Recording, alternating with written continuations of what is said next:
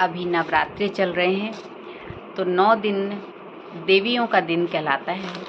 तो भवानी जो भगवान को भा गई, जो आत्मा भगवान को भा गई, कहते हैं ना कि पार्वती ने साधना की शिव जी को पाने के लिए, तो यही जो 9 दिन है, 9 स्वरूप हैं देवियों का, वो इसी चीज़ का प्रतीक है, इसी बात का प्रतीक है कि भवानी कौन? भवानी वो जो भगवान को भा गई, माने जो आत्मा भगवान को भा गई। इतनी तपस्या करी उस आत्मा ने कि वो भगवान को भा गई। तो सबसे पहले दिन जो होता है नवरात्रि में, पहला दिन जो होता है वो जो देवी माँ की आराधना की जाती है, वो शैलपुत्री नाम से जानी जाती हैं। शैलपुत्री माने, शैल माने पर्वत, है ना। तो पर्वत, हिमालय पर्वत में बैठ के कहा जाता है ना कि उन्होंने तपस्या करी।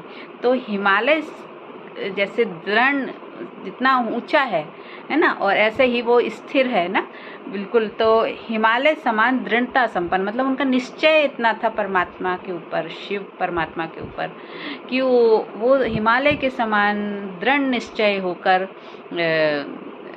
साधना उन्होंने की।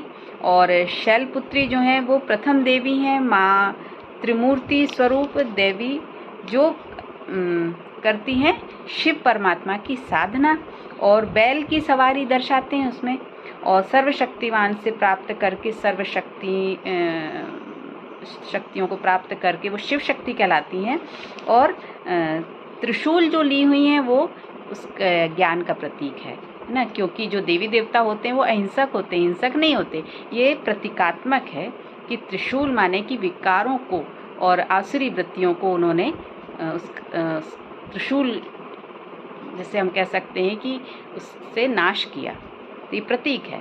और कमल पुष्प है, और तो उनके हाथ में कमल पुष्प दिखाते, माने कि वो पवित्रता का प्रतीक है कि उन्होंने जो साधना करी तो उनकी स्टेज जो आत्मा की थी वो संपूर्ण पावन पवित्र थी, क्योंकि वो बाल ब्रह्मचारिणी थी। सेकंड जो है वो ब्रह्मचारिणी स्वरूप है ना, तो साक्षात तपस्विनी, निर्विकारी जीवन बनाया उन्होंने, और उदाहरण मूर्त बनी। और रूप जो है उनका बहुत तेजस्वी, क्योंकि वो ब्रह्मचारिणी हैं। और राजयोग के अभ्यास से सुख और आनंद को उन्होंने प्राप्त किया, और आनंद और सुख देने वाली, तभी तो हम उनकी आराधना करते ना। फिर है चंद्रघंटा, तीसरा स्वरूप है चंद्रघंटा, माने शांति और सुख की देवी हैं, क्योंकि जब तपस्या करी उन्होंने, साधना करी, तो फिर शांति और सुख का स्वरूप बन गया उनका। शेर की सवारी दर्शाती है कि वो बिल्कुल निर्भय और बहादुर मतलब स्वरूप है उनका। और फिर माथे पर अर्ध चंद्रमा दिखाते हैं, तो माने कि इतनी शीतलता उनकी मन बुद्धि में, वो स्वरूप है उनका शीतलता का, तभी तो हम उनका वात्सल्य रूप, उनका प्रेम, उनका स्वरूप से अनुभव कर पाते हैं। चौथा स्वरूप है कुष्मांडा माता का, तो जो कि इस सृष्टि में ईश्वरीय ज्ञान, सबसे पहले तो ईश्वर कौन? शिव परमात्मा, उनकी वो शक्ति है ना। तो ईश्वरीय ज्ञान जो है वो उन्होंने, उसका वो स्वरूप बनती हैं, और फिर वो उनके द्वारा सभी को वो ईश्वरीय ज्ञान का अनुभव होता है। तो सृष्टि में जो अज्ञानता फैला हुआ है उसको ईश्वरीय ज्ञान के द्वारा परिवर्तन करने का काम करती हैं, सृष्टि परिवर्तन का काम करती हैं। और सूर्यलोक अर्थात सूर्यवंशी में विचरण करती हैं, है ना। तो इसलिए उनको सिंह वाहिनी आदि शक्ति भी कहते हैं। फिर है स्कंद माता, तो स्कंद माता माने कार्तिकी की माता, तो जो वरदानों और जीवन मुक्ति को देने वाली हैं। और कमल पुष्प पर विराजित हैं, माने कि वो पवित्रता का प्रतीक है उनका। और कात्यायनी देवी फिर है ना, तो छठवें दिन जो है कात्यायनी देवी की आराधना की जाती है।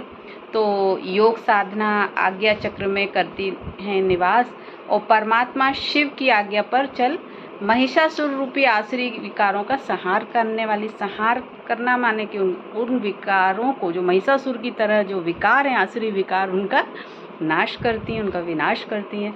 और फिर कालरात्रि माँ कालरात्रि दर्शाती हैं विकारों के विरुद्ध काली रूप। जो विकार होते हैं उसको नाश करने के लिए काली का स्वरूप दिखाते ना कि बिल्कुल ऐसा स्वरूप की विनाश करने वाला है ना। तो विकारों के विरुद्ध काली रूप, सांवला रंग दिखाते हैं, अस्त व्यस्त केश दिखाते हैं और धरती रूपी भीषण स्वरूप उनकी निर्भय अवस्था दिखाते हैं। साहस का प्रतीक है उनकी निर्भय अवस्था, माने वो असुरों का नाश कर रही हैं, तो माने वो कितनी साहसी अवस्था है उनकी। और जो हाथ में खड्ग दिखाते हैं, खड्ग शस्त्र, तो ये दर्शाता है कि वो विकारों को दृढ़ता पूर्वक दूर करती है। तो ये आत्मा की स्टेजेस हैं। जो आत्मा साधना करती है तो उसका ये स्वरूप बनता जाता है। जो शिव की आराधना करते हैं वो शिव की शक्ति कहलाती है ना, तो उनकी ही ये स्वरूप है। फिर महागौरी 8वें दिन जो है वो महागौरी, अष्टमी के दिन उनकी पूजा होती है। तो अच्छाई और सुंदरता की मूर्ति हैं, क्योंकि इतनी लंबी तपस्या करने के बाद, साधना करने के बाद उनका स्वरूप जो बन जाता है वो बहुत ही दिव्य बन जाता है। तो अच्छाई और सुंदरता की मूर्ति ईश्वरीय याद में, माने शिव परमात्मा की याद में है। और फिर है सिद्धिदात्री जो है वो दैवी शक्तियों की वरदाता, ईश्वरीय ज्ञान वर्षा और बरसाती और परमात्मा शिव से निभाती सच्चा नाता।